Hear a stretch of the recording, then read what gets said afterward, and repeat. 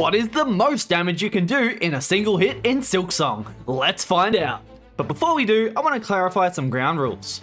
We want to get the biggest damage number possible in a single instance of damage. This means multi-hit skills such as Silkstorm or tools like Delver's Drill that deal a heap of damage over a number of smaller hits are not going to be counted. It needs to be one huge blow with a single damage component.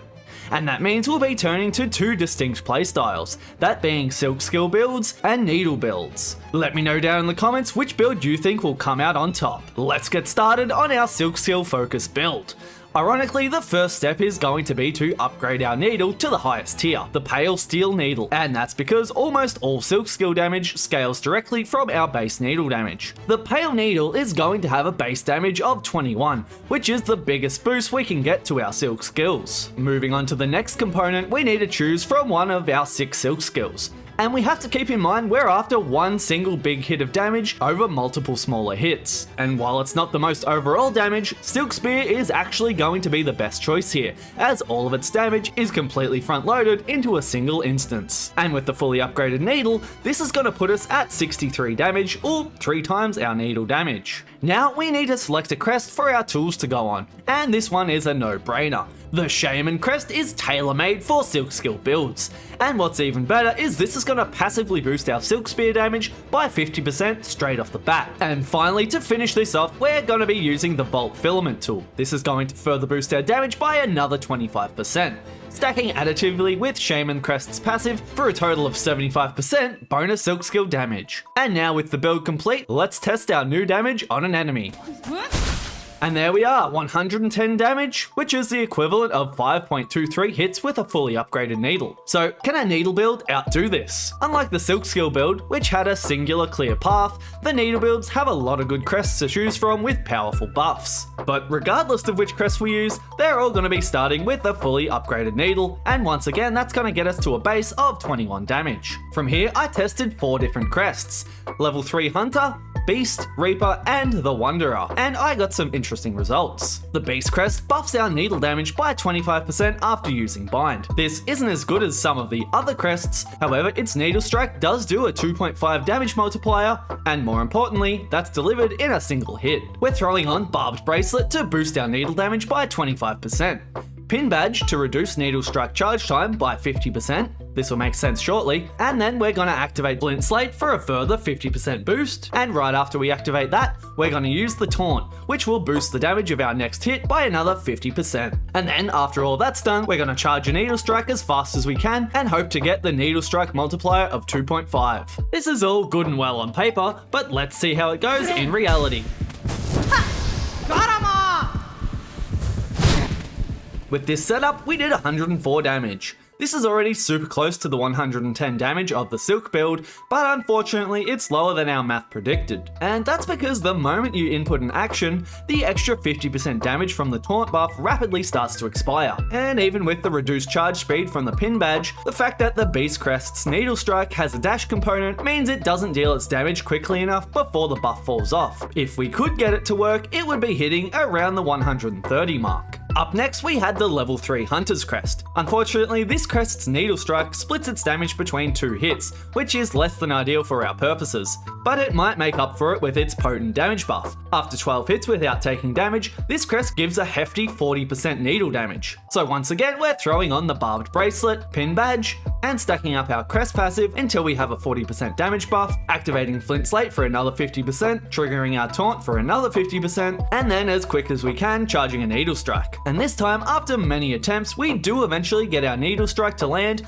while retaining the Taunt buff to hit for a pretty disappointing 77 damage. The timing on this was way harder than you'd think, and I honestly can't tell you what I did differently the time it worked versus all the times the buff fell off before the hit actually landed. But either way, it's a far cry from even the Beast crest's numbers, and that's without the Taunt. Up next, we have the Reaper crest. This one doesn't have any direct damage passives, but it does have a Needle Strike that does the same damage as the Beast crest, but without the huge wind-up, and I was curious if that was enough for it to compete. Again, we used the same setup as the previous crests. I activated the Flint Slate, triggered the Taunt buff, and after a couple of attempts, I landed the Needleite with the Taunt buff applied for a whopping 117 damage, the highest so far. The reason this did so well despite there being no built-in damage buff is due due to how needle strikes multiply your damage. The damage multiplier from needle strikes is applied after every other buff, meaning it's not just multiplying your base 21 needle damage, but it's also multiplying all of your other buffs as well.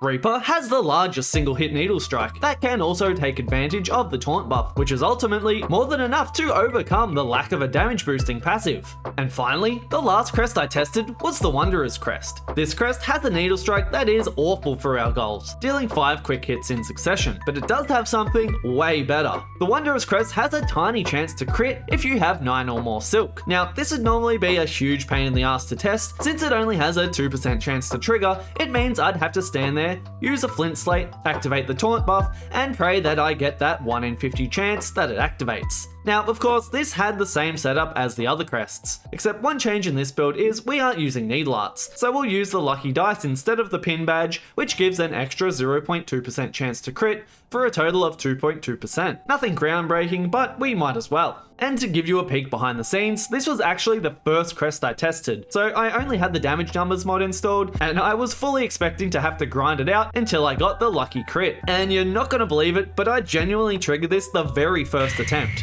I was pretty overjoyed that I wouldn't have to grind it out until I checked the footage and realized the number was actually really low. Wanderer's Crest crits are supposed to triple your damage, yet I only hit for 66. And it was at this moment I realized I just completely wasted my good luck because I forgot to check the enemy's resists. Depending on your needle upgrade levels, certain enemies can take less damage. This particular one only takes 60% of a needle's damage when fully upgraded. I then spent the entire night trying to land a crit on various enemies and bosses, all of which were seemingly immune to the taunt damage for some reason, or were just so aggro that I couldn't land an attack quickly enough after using the taunt. Come next morning, I just downloaded a few mods, and long story short, here was the actual hit.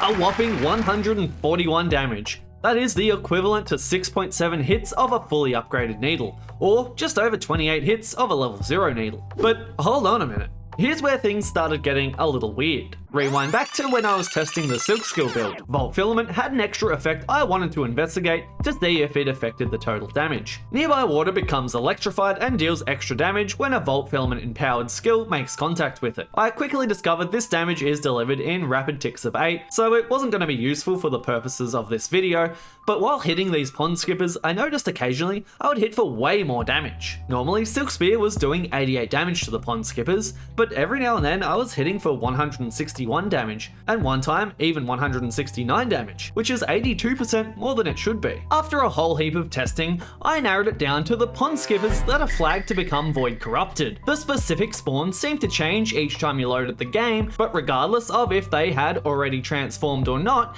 these were the pond skippers that were taking way more damage than intended. Now, a bit of a disclaimer, it is possible that this is just a quirk or bug of the mod I was using to show damage numbers, and it only has 30 health, and I was overkilling it by at least 100 damage, and one could argue about whether this should count or not. Let me know down in the comments what you guys think. However, every other time I've overkilled an enemy, the damage has displayed accurately. So taking this knowledge, I had an idea. So I ran back to the nearest bench, put on my Wanderer's Crest, and returned to the spot where this anomalous pond skipper was spawning. Not only did I smash the previous 141 damage record, but remember when using the Silk Skill build, there was that one instance where the damage was even higher again? Well, let me just roll the clip.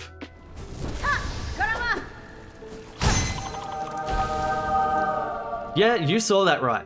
213 damage. That's an increase of 900% from the base needle damage, or 4,160% of an increase to the unupgraded nail. This is a massive number. If we could reproduce this at will, we could kill GMS in 6 hits, or 3 hit Morwing. Keep in mind, this was an outlier on top of an outlier, but even the normal hits against this enemy was dealing 165 damage. But before we end the video, I just wanted to make an honorable mention to one more method of getting a really high damage number, and that is of course spikes and lava. Hitting an enemy into these usually deals just over 1000 damage. Now, obviously, it's not really you dealing the damage, so I'm not counting it, but I just thought it was interesting to include anyway. And that's all, folks. If you enjoyed this video and would like to support the creation of more like it, consider hitting the join button. If not, then hitting the like and dropping a comment on what you thought hugely helps us with the algorithm as well. Either way, thanks for watching, and I'll see you guys in the next one.